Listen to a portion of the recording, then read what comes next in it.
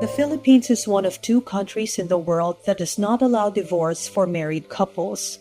On June 10, 2024, however, the Philippine House of Representatives transmitted House Bill number 9349, or the approved bill for absolute divorce, to the Senate. What are the implications of this bill? If passed into law, how will it affect Filipino society? I'm Patricia Mirasol, a multimedia producer at BusinessWorld. In this episode, I discuss some of these possibilities with Jemy I. Gatdula, the Dean of UA&P Law.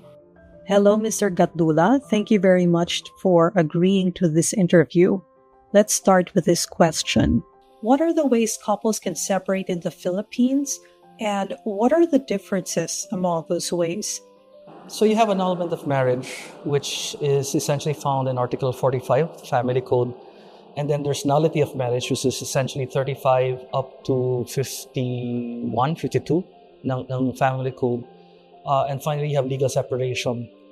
In all 3 instances, essentially what they're trying to theoretically do is not to indicate a break in the bonds of an existing marriage.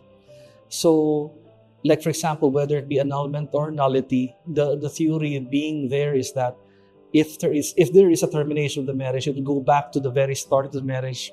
So as if essentially what you're having there is a marriage that in essence did not actually exist. Now, nullity, the one that's more commonly used here in the Philippines by way of the psychological incapacity provision, that's in Article 36, has an even more fundamental point in the sense that from the very beginning, they're trying to say that the marriage absolutely does not exist. And the effect there is quite profound. And one of them being is that if, for example, there are children born, normally the children born there would be considered as not necessarily legitimate with regard to status. With regard, for example, to annulment of marriages, they're considered valid, but the moment that they're declared essentially voided, then it goes back again to the very beginning. So in legal separation, the marriage bonds are not actually severed. What you're essentially terminating is the need for the couple to essentially stay together. And so, kumbaga yung board and lodging, as they termed it during law school. And but they're married to each other. They can't remarry because precisely the marriage bonds has not been terminated. In annulment and nullity, the ability to remarry is there, but because of the theory or the belief or the philosophy behind it, in the sense that the marriage never existed from the beginning. Now, I think there's a little bit of a confusion because in other jurisdictions, there's a tendency to interchange in terms of annulment and nullity. And sometimes the media does it as well here in the Philippines. But technically, when we're talking here of annulment of marriages, at least as far as the Philippines is concerned, we're really talking here of a nullity of marriage. Again, the fundamental ground there is that from the very beginning, the marriage never really existed. If the marriage is declared null, do the children become illegitimate? This is with regard to the nullity of marriage. There are 2 exceptions there where the children may be considered as legitimate. Now, with regard to annulment of marriage, even though the marriage has been terminated and is said to be as invalid from the very beginning, the marriage will still be considered as having affected legitimate children. So that's the main difference there. In both instances, the belief would be is that the marriage would not have been considered as valid from the very beginning. That's very important because that's what distinguishes it from divorce. Divorce kasi presupposes that there's an existing marriage, a valid marriage, ongoing marriage, and then at a certain point you decided or the couple decided that they want to sever that marriage bond. So in direct answer to your question earlier, the main difference between the termination of marriages that I mentioned earlier is precisely resting on that one fact, that with regard to annulment or nullity, there was really no marriage from the very beginning, whereas in the terms of divorce, there's an ongoing, existing, valid marriage, which at some point in time it was decided by the couple that they would like to sever. Here in the Philippines, what are the top reasons for couples who want to separate? Usually when you look at the bills, normally what they would put out there is essentially mga physical abuse and spousal abuse and stuff, but we don't really have an accurate data on the matter. The data that we have, particularly I think appearing from some governmental institutions, would lump yung spousal abuse with abuses done by common law marriages or common law partnerships. And even, for example, those who are boyfriend and girlfriend for a long time without necessarily, so kumbaga intimate partnership. So we don't really know the rate of spousal abuse here in the Philippines. Having said that, if we look at the data from the other countries, and if you look at the experiences and some of the data that is presented here in the Philippines from the PSA, for example, and the Solicitor General's office, the likeliest reason for people divorcing, at least for foreign countries, and for couples terminating their marriage here in the Philippines, either by way of annulment or nullity, would essentially go down to the reason of immaturity or the fact that they don't get along with each other anymore. And financial reasons would be another. But of course, there are other reasons, infidelity and so on. But ultimately, it redounds to the first one, which is the fact that there's a certain amount of immaturity or the failure to communicate with each other. Now, if you're looking at spousal abuse, which is the one that's always being touted about in the media, again, as I said, there's no real data on that one. And if you look at the research done in other countries, spousal abuse is essentially way down in the grounds for divorce, at least as far as the other countries are concerned. So, and our own data seems to bear this out, because when you look at the data on the petitions for nullity of marriages, usually the biggest number would come from marriages from the petitions that are coming within the first 5 years of the marriage, and from marriages that are with people between 21 to 25. So parang it does job. And then as they get older and as the marriage goes longer, the probability of the petitions for nullity essentially decreases. It doesn't really go down to absolute zero, but at least as far as the data is concerned, the biggest number talaga, actually it's an overwhelming almost majority. It will be coming from that range of 20 to 25 years old. The couple would be within that range, and then the petitions come within the first 5 years of marriage. So, having said that, there are gray divorces that are happening in the U.S. Apparently, when the nest has become empty and so on. But I think that's a more relatively recent phenomena. There's also the 7-year itch, wherein apparently on the 8th year there is a possibility of again a rise in the divorces.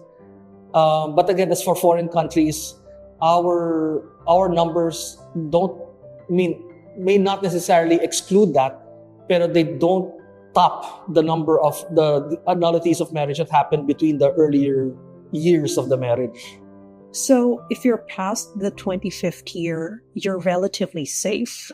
We know that the OSG came out with numbers that said that 20% of our marriages, there's a danger. So, but that also shows that there's an 80% probability of the marriage surviving if you're in the Philippines. Now, having said that, contrary to what many believe, if you go to the US, for example, the probability of a marriage surviving is quite high. Now, the numbers that come here, that arrive here in the Philippines, is around mga 50%. So there's a 1 in 2 chance of the marriage terminating. But kasi that's because of the fact that they lumped in second, third, and fourth marriages. And normally, the second, third, fourth marriages has a greater tendency to result in further divorces happening. But if you're going to count the marriages, the first marriages, particularly the marriages of the younger people, the Gen Z, the millennials, even though, fine, the number of marriages within the Gen Z and millennials are in a way going down, relatively speaking, but the divorce rates is also going down. So in essence, there's an actual even higher chance of a marriage surviving in the US, at least for first-term marriages. So at least for them, the probability of a marriage surviving is around 85% already. And furthermore, according to Pew surveys, if you're a pious couple, or at least you're a couple that goes to Mass once a week, or particularly every Sunday, then that the probability of the survival rate essentially is either doubled or something to that effect, or the danger of the divorce essentially is reduced by almost 50%. So take from that what you will, but for me, what it does indicate is a non-necessity, at least as far as the Philippines is concerned, for divorce, and the great probability that, let's say, a more healthy courtship culture, a more healthy marriage preparation and counseling culture would be far more helpful rather than essentially giving out an outright divorce mechanism. So marrying instead of merely cohabitating strengthens the social fabric of our society. That's the reason why we protect marriage. And that's why we protect marriage as an inviolable social institution, precisely because we know marriage essentially helps both members of the marriage, both the man and the woman. And we know that the marriage, if it produces children, the fact that there's both biological parents that are there is immensely helpful to the child, particularly psychological and other developments that are necessary. As I used to say before, you can get the most efficient welfare system, the most efficient healthcare system, educational system. You can get the most well-funded university. They will still not match the ability of a healthy, functioning marriage, and then within the family, in the care, in terms of taking care of children and in taking care of the future members of our society. Why has it been hard to pass a divorce law in the Philippines? I think the common idea is that, well, because of the influence of the Catholic Church, but I think it's more probably basic than that the Filipino actually believes in the idea of family and marriage. And you could see it from the way even Filipinos who are abroad and the way they cling or they still stay together as a family.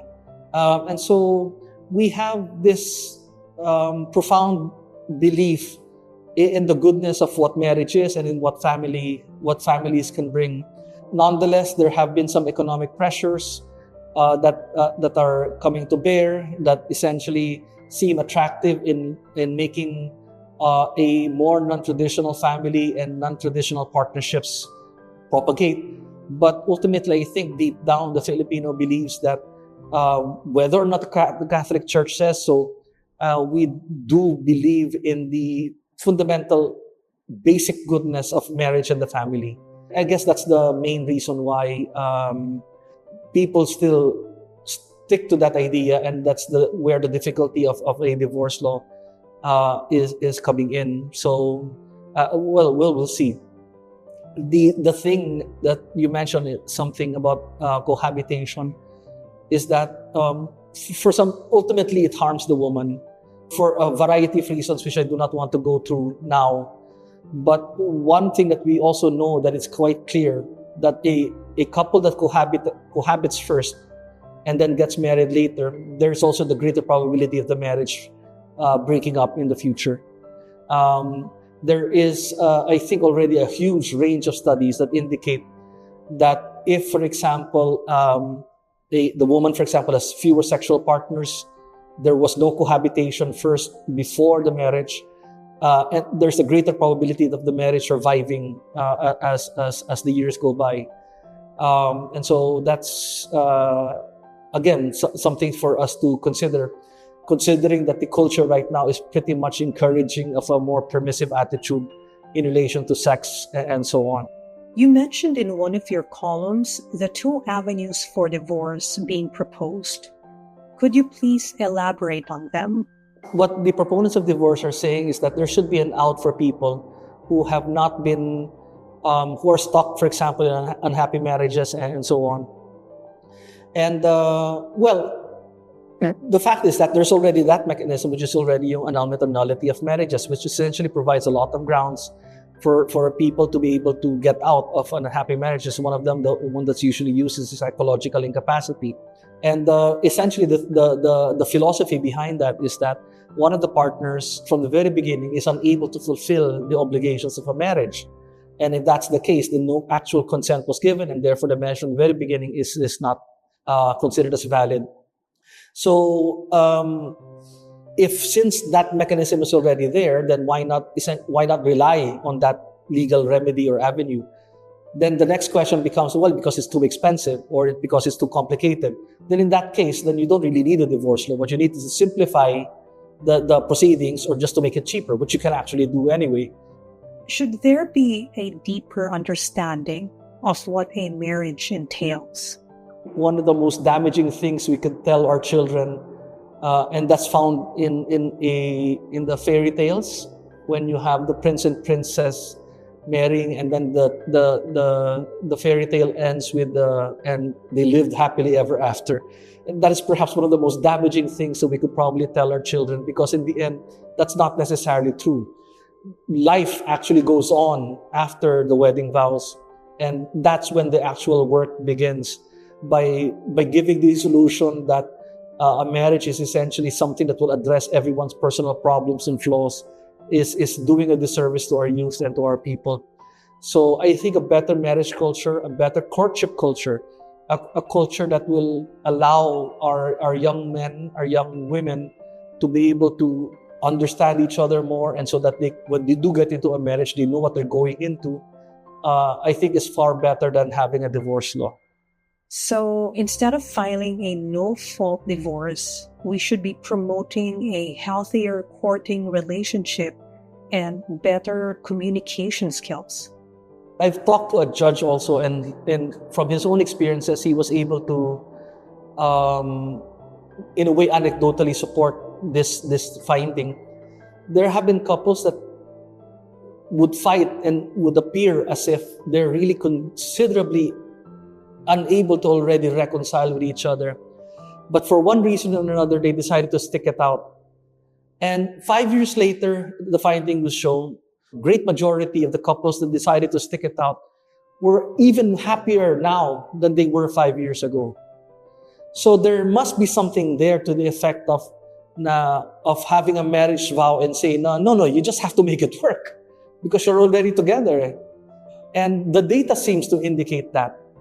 On the other hand, the couples that did separate because of the presumed irreconcilable differences would end up later on remarrying and then divorcing again, and not necessarily end up being happier than they thought that they would with the remedy of divorce. So that's one answer.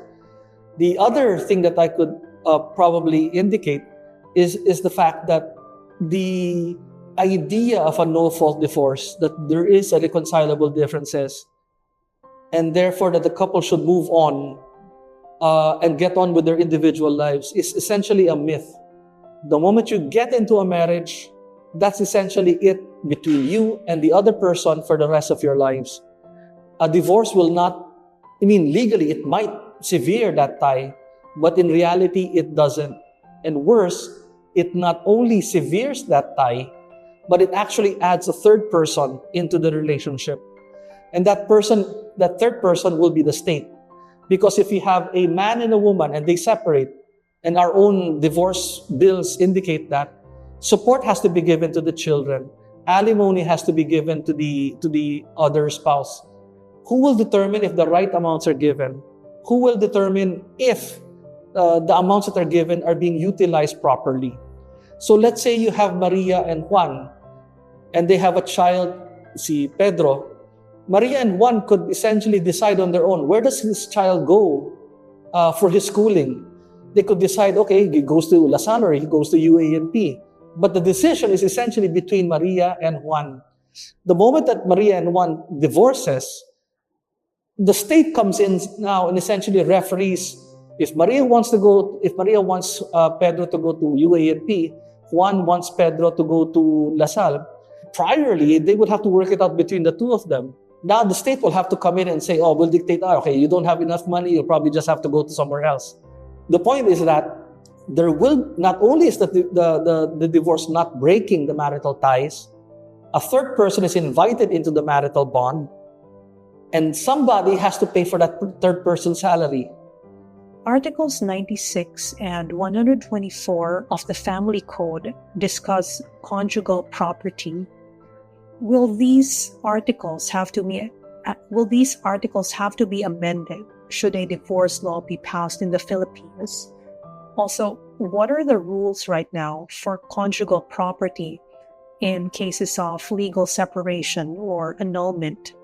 I don't think there's a need to amend it because the principles will be the same. In the case, for example, of nullity, then the idea would be is that there was no marriage from the beginning, and so therefore the properties go back to where they were, if such is possible or doable.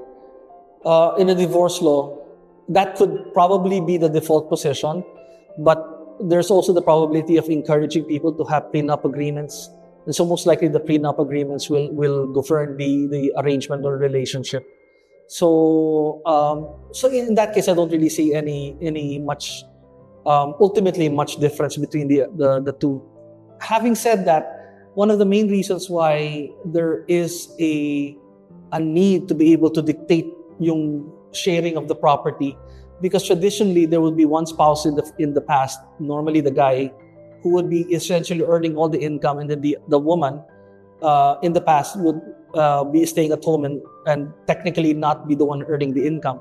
But the belief that we had adopted is that the man could not have earned that income were it not for the support and care also of the woman, and that's why we decided to split the property in half.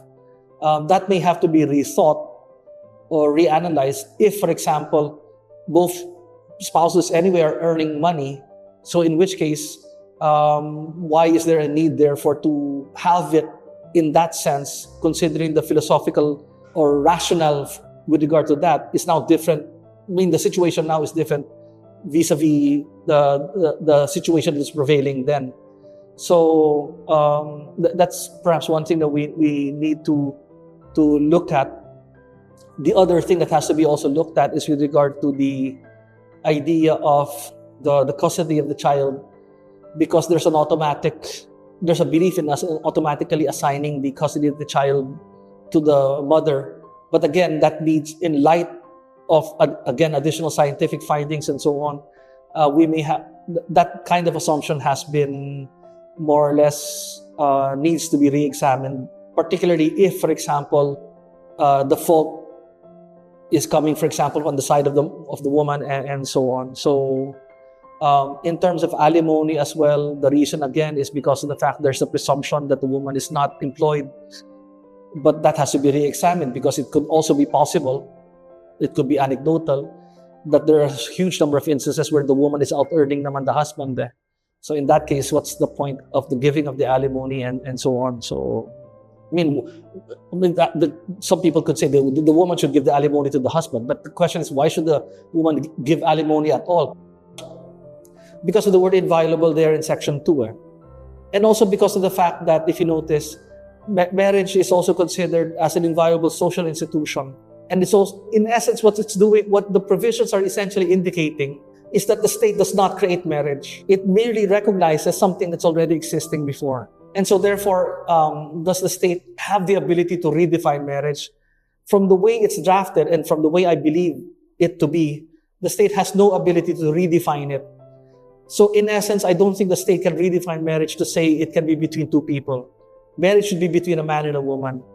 Can it be redefined to be non-monogamous? No, it should be monogamous. It should be permanent. It should be exclusive. Because that's the way marriage has always been. Which leads me to this one thing that I'd like to point out. People have been saying always that the Philippines is perhaps the only country, aside perhaps from the Vatican, that has no marriage, no divorce laws.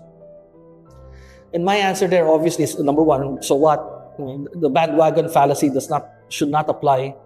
But the second answer is, what makes us think that we're the ones that are late?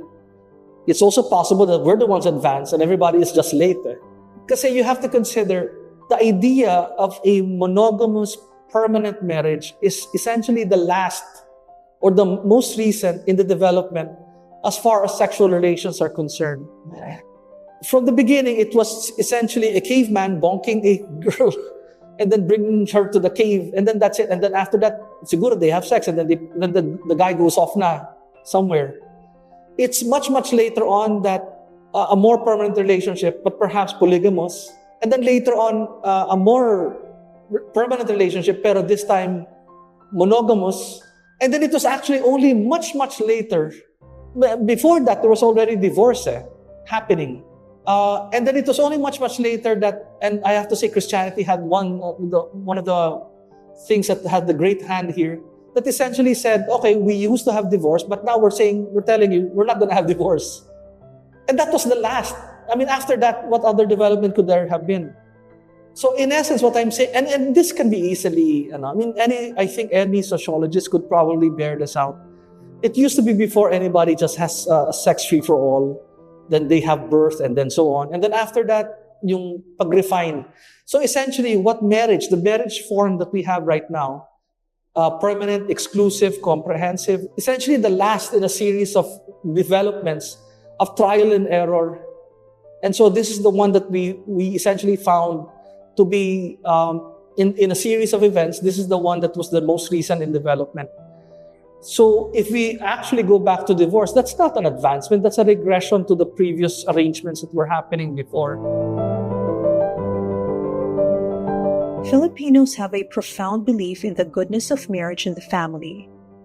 Mr. Gatdula said a healthy marriage preparation and counseling culture would be far more helpful than an outright divorce option. This has been another episode of B-Side. Subscribe now and enjoy industry insights on Philippine business and beyond.